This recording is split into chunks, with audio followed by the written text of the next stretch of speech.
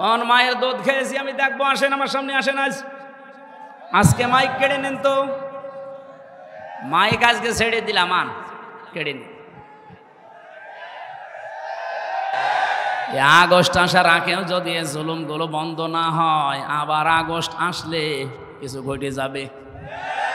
আজকে সাতক্ষীরা যে চেয়ারম্যান, এই কলাঙ্গার চেয়ারম্যান কবির বিন সামাদ ভাইকে স্টেজে অপমান করেছে, এই কারণে সারা বাংলাদেশের সব আলেম কিন্তু আজকে খুশি। আমি বলছি আমার উত্তরটা তো দিতে। কোন জায়গায় কি বলতে জানি যাই, পুকাতে কি লেগে বলে জানি যাই, একদম বাস্ত করে দেবো সব একদম। আমার মনে হচ্ছে যে উনি মনে হয় মালয়েশিয়া থেকে ডিগ্রি নিয়ে এসেছে, কি ফতোয়া দিচ্ছে দেখেছেন।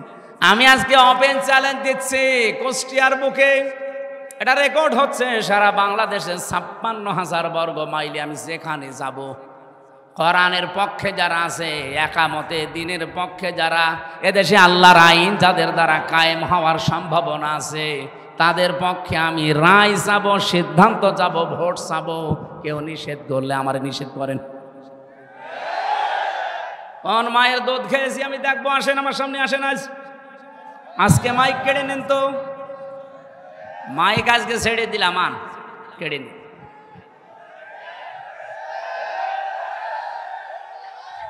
আগস্টের ৫ তারিখের আগে দেশ আর নেই, এ দেশ এখন এপ্রিলের ২৩ তারিখ চলছে।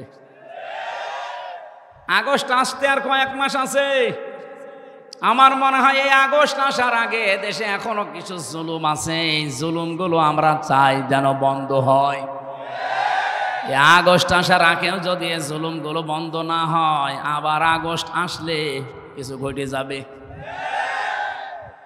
আমি নামগুলো নিতে পারলাম না, তাই ১৫০০ বছর আগে আবু জেহেল বেশ ভালোভাবে বুঝেছিল যে আমি যা করি, আমি যে চেয়ারে বসে আছি, চেয়ার তো অবৈধ চেয়ার, আর মোহাম্মদ যা বলতে চায় ও বললে আমার চেয়ার টিকবে না। কারণ মোহাম্মদের কথা যদি সত্যি মানুষ বুঝে ফেলে, আমি যে নানাভাবে চেয়ারে আছি, এ ধরে ফেলবে মানুষ। এই জন্যই ওর সবচাইতে বড় কাজ ছিল এইটা, যে যা করবা করো, কোরআন যেন শুনতে যেও না, আর কেউ যেন শুনতে না পারে সেই ব্যবস্থা করো। আমার মনে হয় ১৫০০ বছর পর ওই আয়ামে জাহিলিয়াত যুগ পার হয়ে আমি জাহিলিয়াত যুগ শুরু হওয়ার পর ঠিক তারাও বুঝেছিল যে দেশে হামজা কোরআন দিয়ে যা বলতে চায়, জনগণ যদি সত্যি এগুলো বুঝে ফেলে, এতে আমাদের চেয়ার থাকবে না। এই জন্য এত বাধা দিতে, এত বাধা দেবে কোন কারণে? আমার যাতে কত বড় বড় হুজুর, আমার তো শরীরই চলে না, আর এক একজন হুজুর আসতো, ওরে বাবা ৩-৪ মন গায়ে গোস্ত। এত বড় বড় হুজুরের কোনো বাধা নেই, আরো টাকা পয়সা দিয়ে বলতো সারা রাত ওয়াজ করেন। কি ওয়াজ? সাপের কাহিনী বলেন, সাপের কাহিনী বলেন, মাছের কাহিনী বলেন, আপনিও কান্দেন, যারা আছে সামনে ওরাও কান্দুক, কেঁদে কেটে বাড়ি চলে যান। আমাদের চেয়ারের ৪টা পায়া, একটা পায়া যেন আঘাত না লাগে। হামজা আসলে তো পায়া থাকবে না, কোরআন দিয়ে মানুষকে যা বুঝিয়ে দেবে, মানুষ যদি সত্যি বুঝে ফেলে, আমাদের চেয়ার কিন্তু থাকবে না। এই কারণে বাধা দিত, কারণ তারা নিজেদেরকে জুলুমের চাদর দিয়ে আড়াল করে রেখেছিল। অনেকে বেদাতের চাদর দিয়ে নিজেদেরকে আড়াল করে রেখেছে। এই যে আমার তাহেরি ভাই, ও যে প্রকাশ্য বেদাত করে, শিরিক করে, ফতোয়া দেওয়া লাগবে। নিজে জিকির করছে ইয়া আলী বাবা, শাহ আলী বাবা, কেল্লা বাবা, ফতে বাবা। আমি এক কথায় জবাব দিচ্ছি, এদিকে তাকান। আল্লাহ যেটা পারে এ পৃথিবীর অন্য কেউ পারে, এই বিশ্বাস করার নাম হচ্ছে শিরিক। আর শিরিক যারা করে তারা মুশরিক। মুশরিক যারা মরে গেলে জানাজা জায়েজ আছে, কবর দিলে কাজ হবে, হবে। কবরে দেওয়ার সঙ্গে সঙ্গে আল্লাহ আগুন লাগিয়ে দেবে। লাহুম মিন জাহান্নামা মিহাদু ওয়া মিন ফাওকিহিম গাওয়াশ, ইলা আখিরি আয়াত। আল্লাহ পাক বলেন, ওদেরকে শুধু কবরে রাখতে দেরি হবে, কবরের নিচে আমি জাহান্নামের বিছানা বিছিয়ে দেব, আর উপরে আগুন লাগিয়ে দেব। ওয়াকাযালিকা নাজিজিজ জালিমিন, এটা আমি এই জন্যে করব কারণ এটা জালেমদের শাস্তি। কুষ্টিয়াবাসী, আমি যেটা এ পর্যন্ত এসে বোঝাতে চাই, পৃথিবীর শিরিককারী, বেদাতকারী, জুলুমকারী, কুফরিকারী, এগুলো সবই তারা নিজেদেরকে চাদর দিয়ে আড়াল করে রেখেছে। এরা তাফসির শুনলেই ভয় পায়, কারণ ওরা জানে তাফসির মানে খুলে ফেলা, উলঙ্গ করা, উন্মুক্ত করা। ঢাকনা দিয়ে ঢাকা আছে, ঢাকনা ফেলে দেওয়া। আমরা যতগুলো ঢাকনা দিয়ে নিজেদেরকে ঢেকে রেখেছি, কোরআনের তাফসির যদি সঠিকভাবে করা হয় একটাও টিকবে না। ওরা নিজেরাও জানে যে আমরা ভ্রান্ত পথে আছি। কথা বলেন না কেন? ওরা নিজেরাও জানে যে আমরা ভুল পথে আছি, কিন্তু দুনিয়ার স্বার্থে তারা ওটা ছাড়তে চায় না। এই পৃথিবীতে আমরা তিনটা প্রাণী দেখি, এরা কিন্তু দিনের আলোতে বের হয় না কোনো দিন, রাতের আধারে বের হয়। এই যে রাত এখন অন্ধকার হয়ে গেছে, যত বেশি অন্ধকার হবে দেখবেন তত বেশি ওরা রাতের বেলা বের হবে। পেঁচা, বাদুর আর চামচিকা, নাকি এলাকায় নেই? এই তিনটা জিনিস রাতে বের হয়, বের হয়ে স্থির থাকে, মানুষের কলা নষ্ট করে, ফসল নষ্ট করে, পানির বরজ নষ্ট করে। কি কথা বলছেন এখানে? দিনের আলো, সূর্যের আলো তাদের ভালো লাগে না, রাতের আধার তাদের ভালো লাগে। এই জন্য নামও দেখেন ডিজিটাল নাম, পেঁচা, বাদুর, চামচিকা। আমার মনে হচ্ছে ওর চেহারা ওই রকমই। কি কথা বলেন? যাদের নাম বললাম, কি একবার দেখলে আর একবার দেখতে মন চাবে? কি বুঝলেন এখান থেকে? দিনের আলো, সূর্যের আলো এদের ভালো লাগে না, রাতের আধার বেছে নিয়েছে ভালো লাগে এদের। এই কারণে এদের নাম ওই রকম। এই পৃথিবীতে যারা কোরআনের আলো, দিনের আলো, ইসলামের আলো যাদের সহ্য হয় না, ভালো লাগে না, এরাই কিন্তু অন্ধকারের পথগুলো, বিশেষ করে জুলুমের, কুফরির, শিরিকির, বেদাতের অন্ধকারের পথ বেছে নেয়। বেছে নিয়েই তো স্থির থাকে না। এই পথগুলো বিভিন্ন কায়দায় মানুষকে ক্ষতি করে। শিরিক দিয়ে মানুষের ইমানগুলো ধ্বংস করে দেয়, বেদাতগুলো দিয়ে আমার আল্লাহর রোশানলে মানুষকে ফেলিয়ে দেয়, কুফরি দিয়ে মানুষের ইমানটা নষ্ট করে ফেলে। সবচাইতে বড় বিষয় জুলুম। এই জুলুম করলে মানুষ আর হামসার টার্গেট থাকে না। জুলুম করলে সরাসরি মানুষ আল্লাহর মামলার আসামি হয়ে যায়। 13 নম্বর লাইনের 42 নম্বর আয়াতে আছে, এই 15.5 বছরে যারা জুলুম করেছেন কান খাড়া করে শোনেন।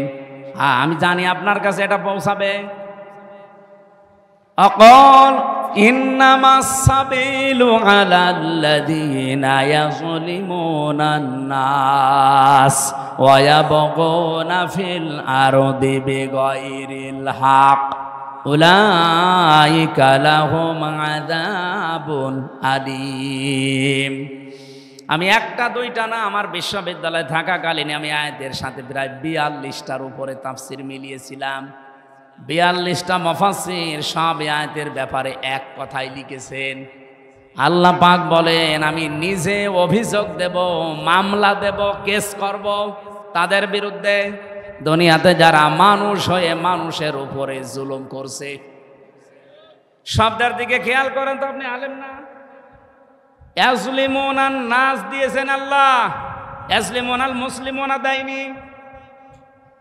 এরপরে শব্দ হচ্ছে ইয়াজলিমুন শব্দ দিলেন কেন আল্লাহ? এটা তো মোজারে, বর্তমান, ভবিষ্যৎ, প্রেজেন্ট, ফিউচার। তার মানে বর্তমানে যারা আজ মানুষের উপরে জুলুম করছে, ভবিষ্যতেও যারা করবে। এই যে আমাদের পেছনে ইন্ডিয়া, এই পৃথিবীতে সবচাইতে নিকৃষ্ট মানুষের তালিকায় 2টা জাতি। এখন আপনি ইন্টারনেট ঘাটেন, গুগলে সার্চ দেন, দেখবেন 2টা জাতির নাম আসবে, একটা ইহুদি আর একটা মুশরিক। আজ ফিলিস্তিন যারা দখল করে নিচ্ছে, এরা ইহুদি, এরা পৃথিবীর নিকৃষ্ট 1 নম্বরে। 2 নম্বরে আছে আমাদের পাশের এই প্রতিবেশী, সবাই না, যারা উগ্রপন্থী, যারা ওই মোদির মুরিদ, এরা হচ্ছে আসল জঙ্গি।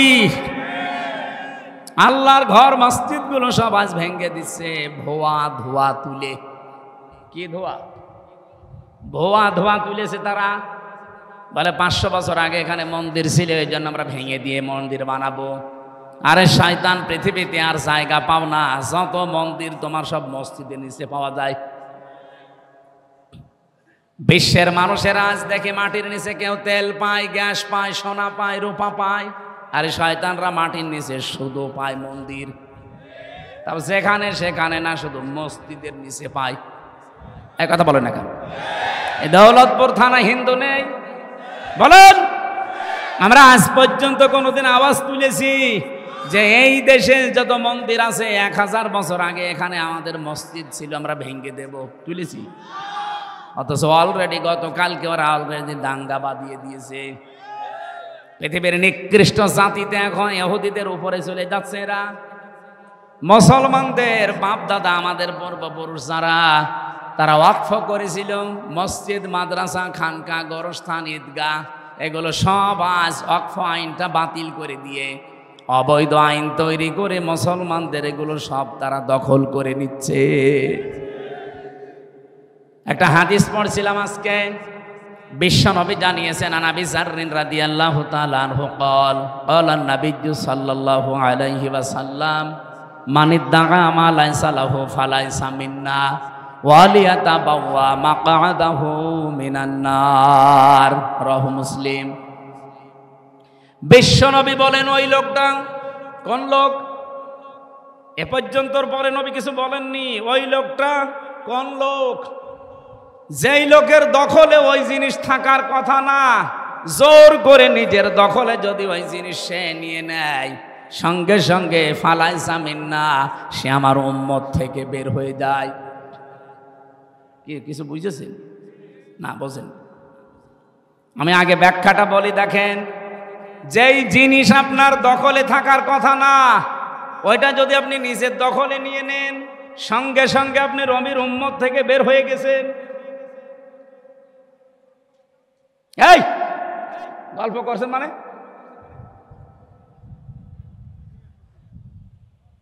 এদিকে তাকান, এই খুব গুরুত্বপূর্ণ বিষয়টা। 2 নম্বরের শাস্তি হচ্ছে ওয়ালিয়াতাবাওয়া মাকআদাহু মিনান নার, সে যেন জাহান্নামে নিজের স্থান বরাদ্দ করে নিল। আমি কি হাদিস বানালাম? এর ব্যাখ্যা কি হবে? এখানে আমি টেকাই 2টা বিষয় পেয়েছি। যেই জিনিস আপনার দখলে ছিল, আগে আপনার মালিকানায় ছিল, কেউ কেড়ে নিয়েছিল, কেউ দখল করেছিল, সেটা যদি আপনি আবার ফেরত পান, তাহলে এই হাদিসের যে শাস্তি, তার আওতায় আপনি থাকবেন না। আমার মনে হয় খুব কঠিন হয়ে যাচ্ছে। কথা বুঝতেছেন?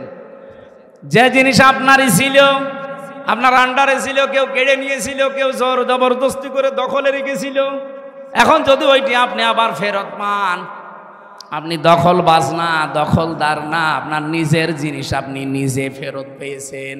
আপনি এই হাদিসের যে প্রথম শাস্তি ফালাইসা মিন্না, সে নবীর উম্মত না, এটার ভেতরে আপনি পড়বেন না। আমি একটা বলছি উদাহরণ, বাংলাদেশে যে ইসলামী ব্যাংক যাদের ছিল, তারা এখন ফেরত পেয়েছে, জবাব দেওয়া লাগবে আপনাকে। আমি যদি বানিয়ে বলি, কিছু ভুল বলি, আপনি ধরিয়ে দেন না, জোর করবেন না, একেবারে লাইন মতো এসে বলেন। ইসলামী ব্যাংক যাদের ছিল তারা ফেরত পেয়েছে, এতদিন যারা কাছে ছিল ওরা দখল করেছিল। এই কথা বলেন না কেন? তাহলে যার জিনিস সে ফেরত যদি পায়, সে যদি নিয়ে নেয়, তাহলে হাদিসের প্রথম যে ব্যাখ্যা ফালাইসা মিন্না, আপনি নবীর উম্মত না, এই আওতায় আপনি নেই, এই শাস্তি থেকে আপনি বের হয়ে গেলেন। কিন্তু যেটা আপনার সত্যিই না, আপনি যদি জোর করাটা নিজের দখলে নিয়ে নেন, এই যে আগস্টের 5 তারিখের পরে আমরা বহু মানুষের চরিত্রে এটা দেখলাম, যেটা যার না, বাবা শাহজালাল সব হালাল করে দৌলতপুরে মনে হয় শুরু হয়নি। এ বলছে না শুরু হয়নি। শুরু হয়নি মানে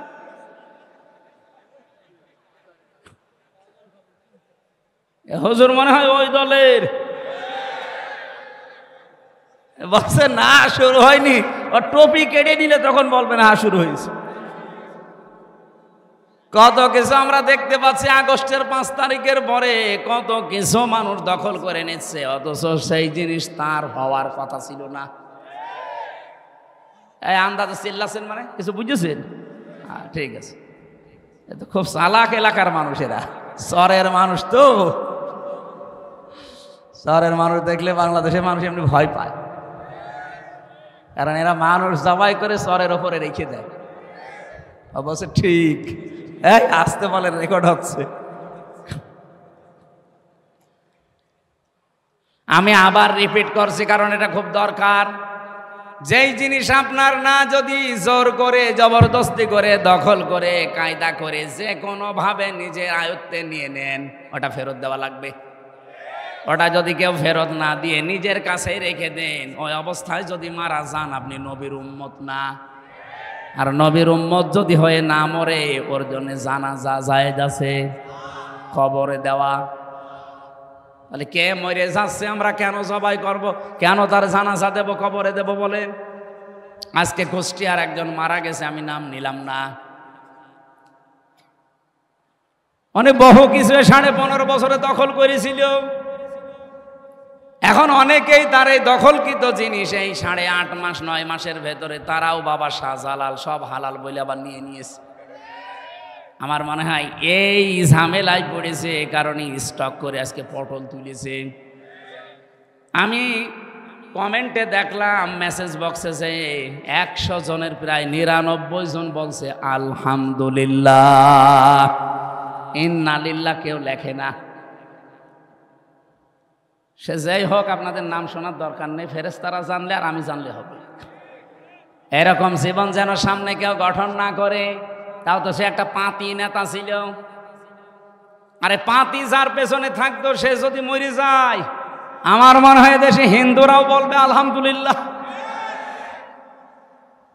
এই জন্য অত তাড়াতাড়ি যেন তাদের মরণও না হয়, কারণ এখনই আলহামদুলিল্লাহ শুনতে আমরা রাজি না। রিমান্ডে আমারে 8 কি 10 দিনের ভেতরে 8 দিন আমাকে একটা প্রশ্নই করেছিল, সে লোকটা এখন জেলে আছে।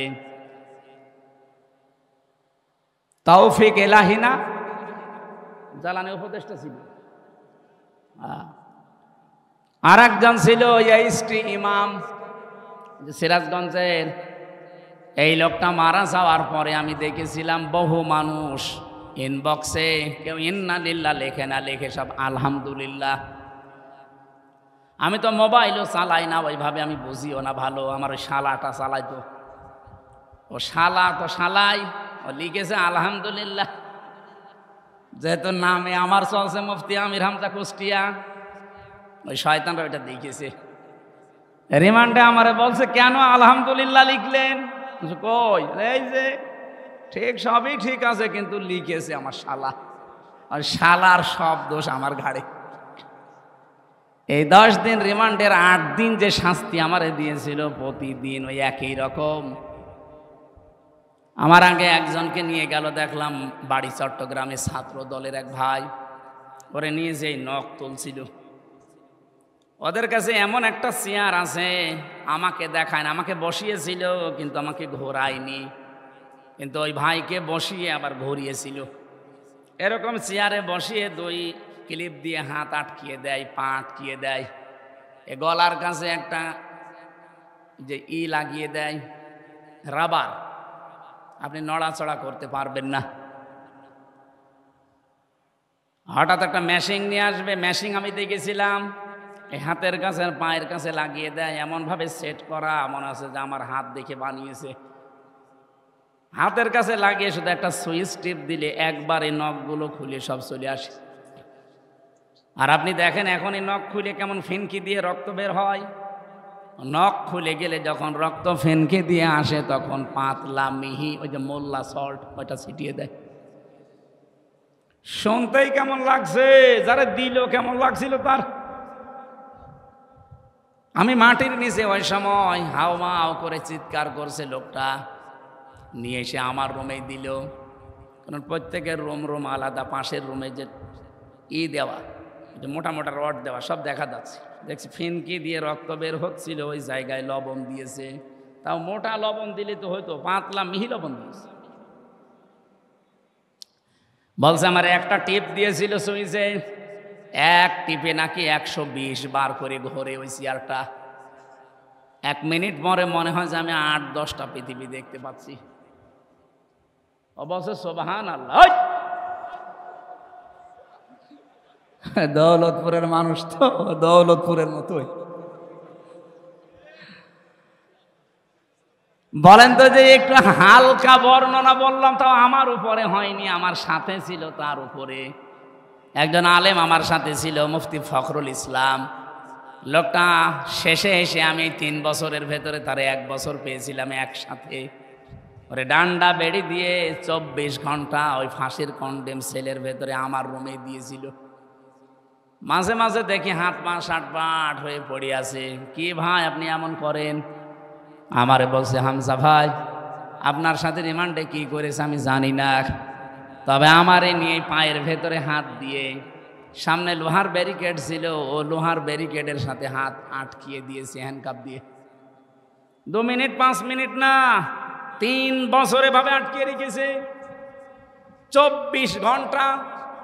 এই যে মানুষ যে শুয়ে থাকে এটা যে কত বড় নিয়ামত আমি জানি। 24 ঘন্টায় মাত্র 1.5-2 মিনিট সময় দিত টয়লেট করার জন্য। টয়লেট তো হয় না, তাও সময় দিত মাত্র 1.5-2 মিনিট। সকালে কয়টা পচা ছোলা দিয়েছিত, দুপুর বেলা 1 মুঠ ভাত দিত, তাও মনে হচ্ছে কেউ মাখিয়ে দিয়েছে। আমি ওনারা বললাম আপনি 60 হয়ে থাকেন। যদিও উনি 60 হয়ে ঘুমালে আমার আর জায়গা থাকে না, কারণ এদিকে 3.5 হাত, এদিকেও 3.5 হাত, থাকবো কি করে? উনি যদি 60 হয়ে হাত পা ছেড়ে দেয় তা আমি থাকবো কোথায়? আবার সামনে টয়লেট দেওয়া, টয়লেটের আবার দরজা নেই, শুধু 1-1.5 হাত মতো একটা দরজা দেওয়াল দেওয়া আছে। বসলে দেখা যায় না, দাঁড়ালে দেখা যায়। তাও তো ভেতরে অবস্থা। আর ওদের কাছে যখন রিমান্ডে মাটির নিচে ওই জায়গায় এমন কঠিন টয়লেট আছে, কিন্তু টয়লেটের দরজা আবার খোলা রাখা লাগে, 1-1.5 হাত খালি দেওয়াল দেওয়া। এটা যুবক মানুষ আমরা, বলেন তো এরকম একটা মানুষের সামনে যদি ওইভাবে টয়লেট পোষাবো তো আসবে না। আলেমদের সাথে এই ব্যবহার করতে আমি নিজে সাক্ষী, নিজে দেখেছি। আর এখনকার এই শয়তানগুলোকে কোর্টে তোলার সময় ওদের আচরণ দেখেছেন, বলছে আবার সুযোগ পেলে সবাইকে দেখে নেব। ওই জায়গায় দাঁত মুখ খুলে ফেলা দরকার। আলেমদের মাথায় দড়ি দিয়ে, ডান্ডা বেড়ি দিয়ে বুকের ওপরে সে কি লাগাতো না, একটা কি যেন আছে, বুলেট প্রুফ জ্যাকেট, মাথার ওপরে টুপি দিয়ে মনে হচ্ছে যে কি নিয়ে যাচ্ছে, অথচ কিছুই না। আবার হাত আমার বাঁধতো পেছনে, মাথায় দড়ি দিয়ে যখন কোর্টের সামনে দিয়ে নিত আমার মনে হচ্ছে যে গরু ছাগল টেনে নিয়ে যাচ্ছে। ওই শয়তানগুলো সব কোর্টের বারান্দায় টিপ্পনি কাটতো আমারে দেখে, মামুনুল হককে দেখে, সাখাওয়াত হোসেন রাজিরে দেখে, বলতে এই দেখেন জঙ্গি যাচ্ছে। এখন আপনারাও তো ওইভাবে যাচ্ছেন। এখন আমরা বলি দেখ কেমন লাগে।